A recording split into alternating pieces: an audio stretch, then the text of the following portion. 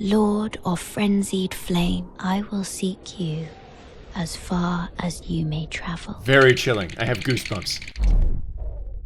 I don't know if you guys have played Elden Ring, but I have, and I was just like immediately triggered because even though we're about to look at Melina, I was thinking Melina, who is the hardest boss in the game, and I think I have heart palpitations right now. So today we're going to be looking at Melina, a performance specifically in Elden Ring that happens after the Frenzied Flame ending if you don't do another couple things. It doesn't really matter. You don't need to know what happens in the game to know that this performance is really, really, really cool. So let's take a look and see what we've got. Stuff's on fire. Elden Ring really knows how to paint a story in a minimalist way, including with their voice acting. Lord of Frenzied Flame, I will seek you as far as you may travel. Very chilling. I have goosebumps. To deliver you what is yours. Destined death. Wow. Wow. Okay. One of the cool things about Elden Ring in general is that it is very minimalist in its storytelling, right? It doesn't give you a lot. And that goes the way with a lot of From Software titles. If you're familiar with things like that, you kind of have to like almost discover the story in drips and drops and drips and drops. And then it goes the same with the voice acting. Nobody has these big, broad monologues. No one's kind of delivering you expository lore. They're saying things that are always cryptic, a little weird, and many times very confusing. So one of the cool things that Martha McIntosh does is she has to be able to tell that story in few words with a lot of empty space, and it's not easy, but she does a brilliant job in here. And let's talk about why.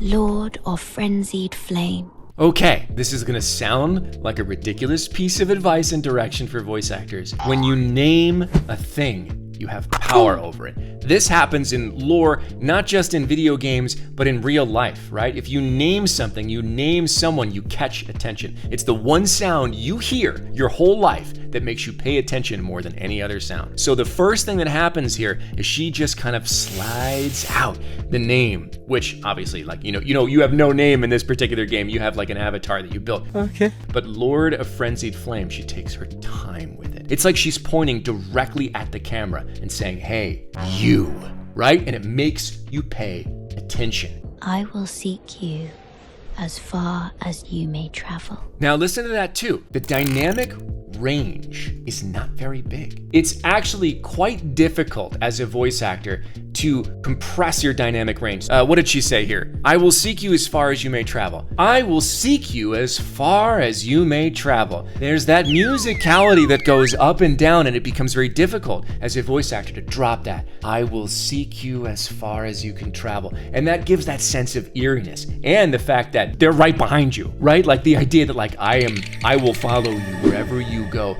You cannot get rid of me. The pacing is perfect. The dynamic range is perfect for this performance. To deliver you what is yours.